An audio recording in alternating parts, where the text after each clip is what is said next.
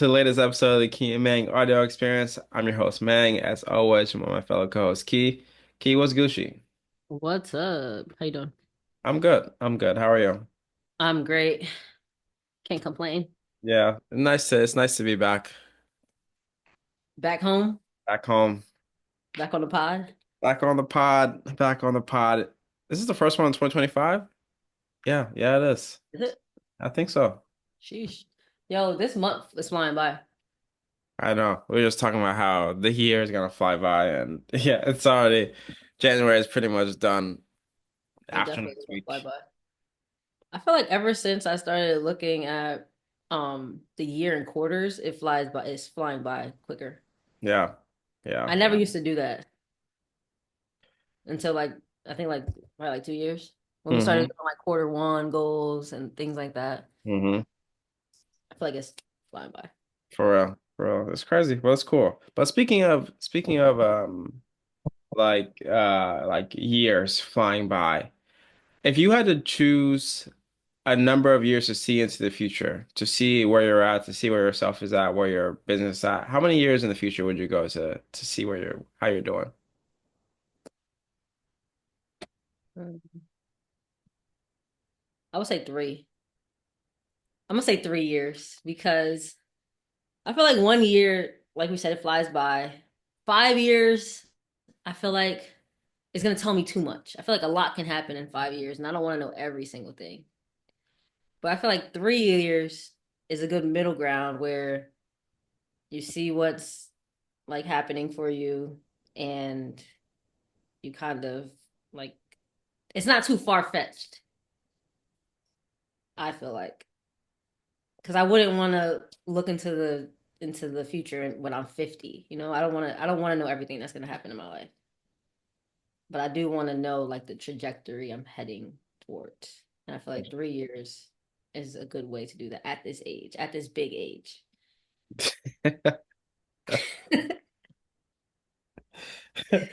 Half this biggish. That's I fun. had this side note. There was this client, this patient in the clinic. She was like 12 years old and she was guessing all of our ages. She guessed that I was 31. I told you. I told you. I said, what? She was like, yeah, you look the most mature. And I was like, I am the most immature soul in here. I am so unserious. But I was like, dang. But she guessed my coworker was like 37 and another one like 39. And I was like, yo, she's really disrespecting y'all. But I don't look 31. I Uh, definitely look like I'm like 24. yeah, you're tripping. No, That's serious. you're tripping. I All told you. right. I told you when we first met up. I told you, uh, you look older than how old you actually are. And then the not disrespect, no disrespect, no disrespect. I know, but the waitress No. was like, I forgot what she said. She said I look older. Yeah, No, she said you look younger. That's how she phrased it. yeah. She was lying. She wanted your number. That was the issue. Anyways, 3 years is my answer. 3 years is the answer. Okay. You know, I don't want to copy you. I think 3 years is a good number. I think five is, like you said, I think 5, 10 is a little too long. But there's a saying that you underestimate what you can accomplish in 1 year and underestimate what you can do in like I forget what the exact number, like I think it's 3 to 5 years or something like that. Mhm. Um, but maybe I'm going to overestimate what you can do in a year because I would like to see what happens in the next year because I have some pretty high goals, I guess you could say. Pretty Okay. out there goals that I want to accomplish and see if it happens. So I think for the sake of this question, usually I would go a little longer, but just because this year there's some things I want to accomplish personally and professionally. And so I want to see where we're at a year from now. Okay. I like that. So you have to move with some level of urgency and Yeah, intent with those goals. I'm definitely on the overestimating how much you can accomplish in a year, but I think it can get done. That's fine. I think, remember, I don't know what the saying is, but like the higher you shoot, you may get less, but it's still more than it would have been if you didn't give yourself that goal. Yeah, exactly, exactly. I don't know what the saying is, but that's the theme. I get you. I get you. So I think a lot of people say like they just arbitrarily say if I can speed up time and go into the future, whether it's 1 year, 3 years, 5 years, 10 years, they have these really big extravagant goals. But then when it comes to their day to day and how they're behaving, I think there's a gap in what they say they want to do and what they're currently doing in order to get there. And I think it's interesting when we say those things, we can still show up on time to work. We can hit deadlines. Whenever somebody externally is putting pressure on us, we can like operate and execute. But when it comes to our personal goals, we tend to not have that same urgency, that same intention. So in this episode, we wanted to talk about why that happens and give you guys a couple of tips and tricks on how to take that same intention that you give to other people, whether it's at work, your family, and anything outside of yourself, and how you can apply that to your personal goals. So, Mang, why do you think that is? Like, why do you think when it comes to our personal goals, whether it's fitness, health, relationships, personal development, that we tend to procrastinate, make excuses, and not come with the same intention that we do in other areas? Yeah, I think like you mentioned before with like having a job and having work, you know that if you do what you're supposed to do, then you have a steady income coming in. You have a ways to make ends meet, to pay your bills, to do the things that you enjoy, go out to the movies, shop, hang out, go to the bar, whatever it is that you enjoy. You can handle your bills, you have your fun time as well. But when it comes to your own personal goals and trying to accomplish, whether it's fitness, health, relationships, improving yourself, I think there's like you don't really have a direct consequence in the moment if you don't accomplish said thing that you said you're going to accomplish. Yeah, it might suck that you don't accomplish it, but then you're like, it doesn't really affect me in the short term. Now, in the long term, that may change. That it might likely affect you. The decisions you're making now will affect you in the future, but in the short term, you're like, I can do this thing. So the thing I was going to do today, I can do it tomorrow because it's all on my time. I don't really have nothing is gonna if I don't do it today, nothing really happens in the short term. So I think just having no immediate consequences is like one of the reasons why it just gets tough to really focus on the things we want to do for ourselves. And I'll speak for myself too, just with like when you have a like 9 to 5 job and you know that it's your way of making ends meet, surviving, thriving on a day to day, you put more of your eggs in that basket because you have responsibilities you have to upkeep. You have to make sure that you're good, make sure your people are good, your family's good, XYZ.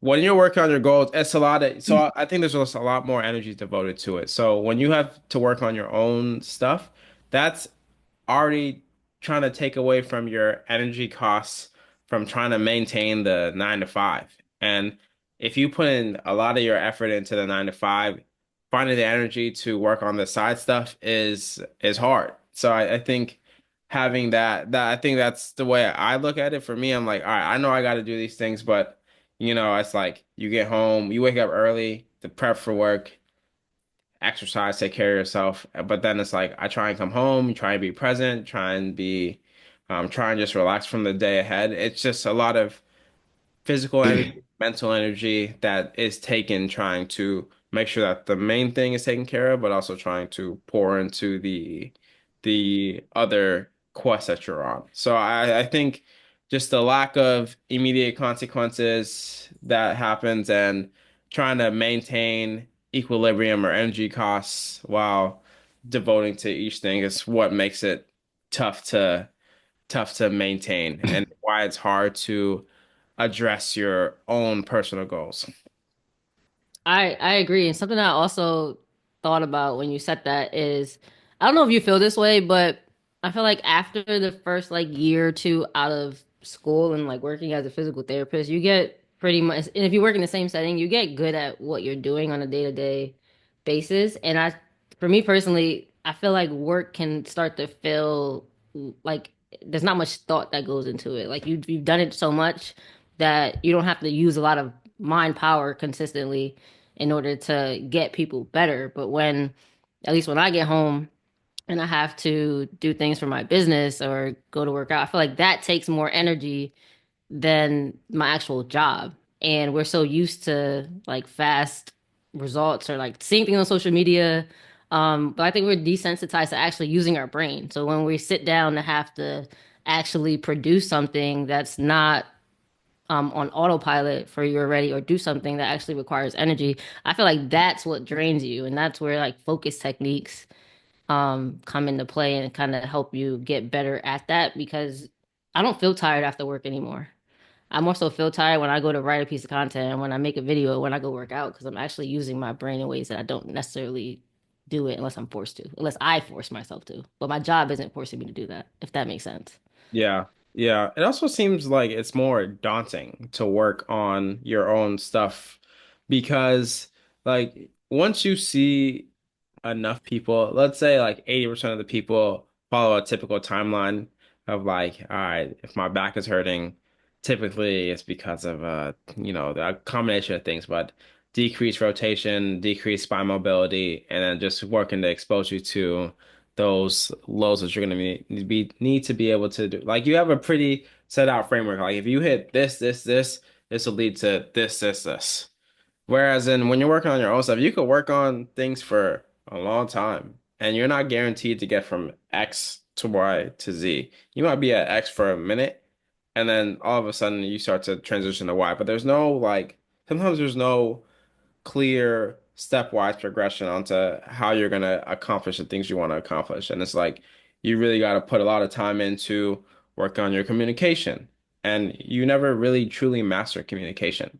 There's always going to be someone that may not understand what you're trying to come across with, or you might say something and someone interprets it a whole different way. Um, it's always a continual battle of trying to improve yourself. And sometimes that can be a lot. And that can be what is like you always feel like, am I good enough? Am I doing enough? And I think that's what makes it like it's just a big energy demand, but it's also like if you want to create a life outside of the norm and what's used to, then you have to go through that.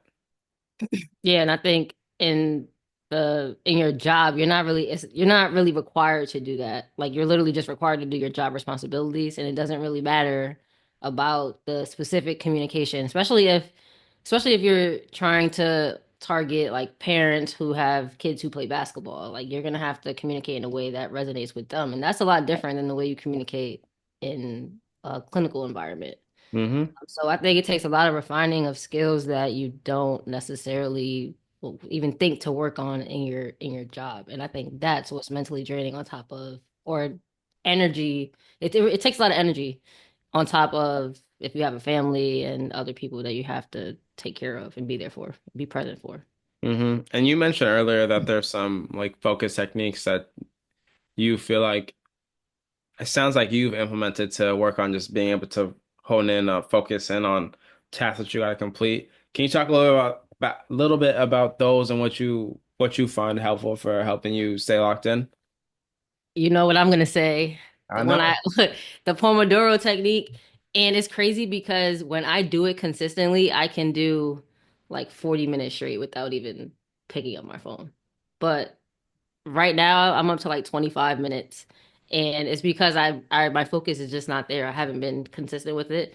But for those who don't know, the Pomodoro technique is essentially dedicating a chunk of time to doing focus work without any notifications, without reaching for your phone. And you start off with, I believe, 20 minutes or 25 minutes. You can choose the time interval based on your own tolerance. So you do that designated amount of time, and then you take a 5 minute break and you do a couple of rounds of that, and then you get a longer break. And then over time, you'll notice that you're able to do more focused work without thinking to grab your phone or without wanting to be distracted. And it's a good way to get a lot of work done in less time because any task typically takes the amount of time that we dedicate to it. So if you're saying that you want to record a video and you're going to give yourself 2 hours, you're likely going to take that 2 hours when really it only should take like 30 minutes. So if you can increase your focus, you'll be able to get things done without expending so much energy. And then you can put that energy towards showing up in other areas of your life. And then that'll translate to you bringing the same energy that you bring to your job into your personal life, and that'll help you hit your goals. Facts. We endorse Boom. we endorse the Pomodoro method for sure. I We need think a also, sponsorship with Pomodoro, whoever that is. yeah. Yeah, they need to holler at us. I was also gonna say just in terms of that too, the focus part of it. I think making an intentional effort to get really good sleep is paramount to allowing your brain to recover, allowing you to feel sharper than and less foggy. I was listening to the NFL, the LA Rams coach, Sean McVay, he was Mm. he was like one of the youngest head coaches hired and instantly turned around the Rams from last place to first place, won a Super Bowl a couple years ago here in LA. But he was talking about how he used to just like go late nights, early mornings, just trying to game plan and prep players and watch film. But then he started to realize the importance of sleep and how he can't stay sharp and at his best if he's not properly recovered and properly sleeping. And so he started to make much more of a investment in his sleep and making sure that he gets quality sleep so that he can deliver his message, he can stay sharp, he can be present for his family, he can continue to deliver the messages he wants to deliver, film study, all the stuff that comes with being an NFL head coach. I think it's a way to think about it. If we don't take care of our sleep and we don't give our brains, our bodies a time to recover, then we're just running ourselves into the ground. And when you talk about like injuries going up, you talk about um, long-term health scares can occur with lack of sleep, brain health decreasing, risk of dementia and Alzheimer's and things that affect the brain and the body. Just your things like that over time will add up if you don't take care of yourself, not sleeping well, not putting the right things into your body, not moving your body. So just the low-hanging fruit, I think you try and check those things off, and that'll help you with your work goals, but also your personal goals as well, because you have more energy by default. Yeah, I think sleep is always an overlooked factor in anything. Like people talk about it in fitness, you're going to talk about it when it comes to um sports performance. You're going to talk about it when it comes to like cognitive performance at work or school. So I think it really impacts all areas of life. And you don't really see the consequences of lacking sleep until further down the line. And I think that's also just an issue in general with a lot of the way we approach our life. Like we are looking for instant gratification a lot of times. Mhm. And like you said, at work, you have that instant gratification. Like every week or every 2 weeks, you know that you're going to get paid. You know that like you're expecting something within a short time frame. But when it comes to your personal goals, you can go to sleep on time every day of the week. And Friday, your check is not going to look no different. Like nothing's going to look different for you in a short period of time. Same thing with eating good. Like you may start to feel better a lot quicker, but if you're somebody who's looking to lose weight, you may not start to see those changes.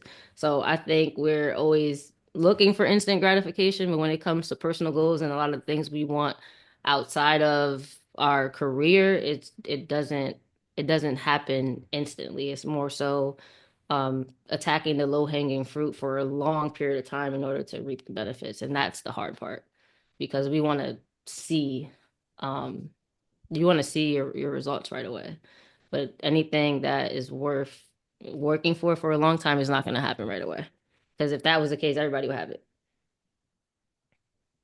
Yeah, yeah. I think the last one to this question, I think is also an important thing to think about, and that's the fear of failure and feeling like you got to be perfect. I think both are things that I personally struggle with at different points of my journey, let's say. Especially in school, feeling like you got to be perfect. You got to get good grades. And I've always put this extra pressure on myself. Maybe it's because I heard it all the time when I was younger.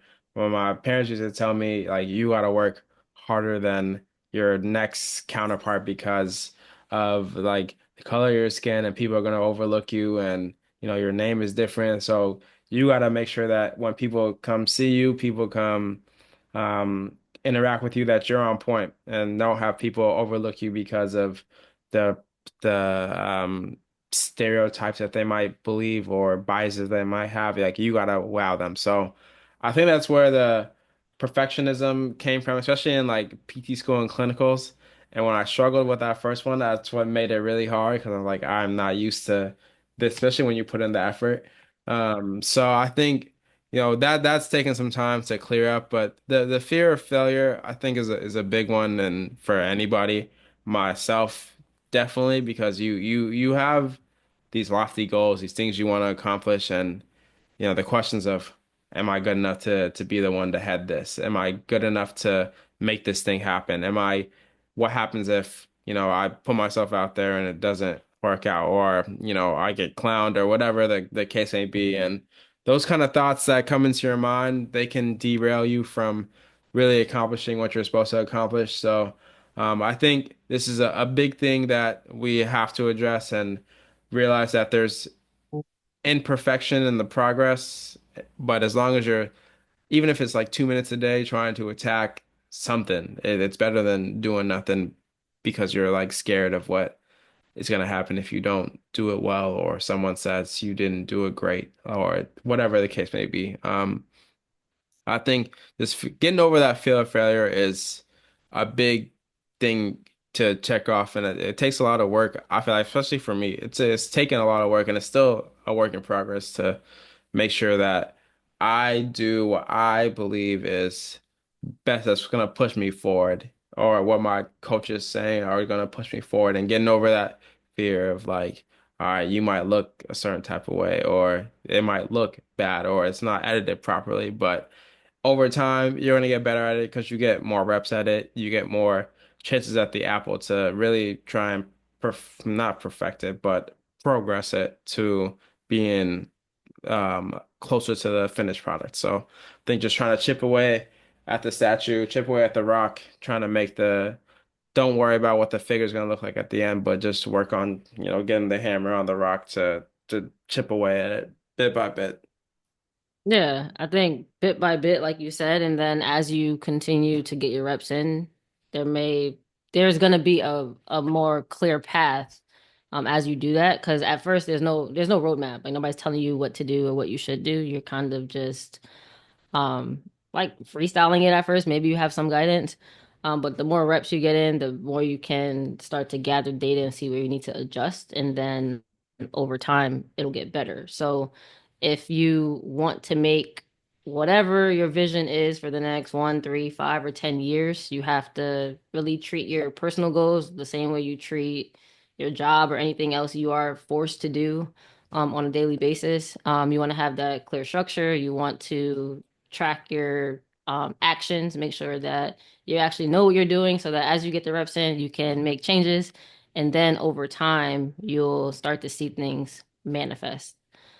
So if you have a specific goal you want to hit within the next 1 to 10 years, then I would just say take away the tips that we talked about here and just chuck away at it, and then you'll see things manifest.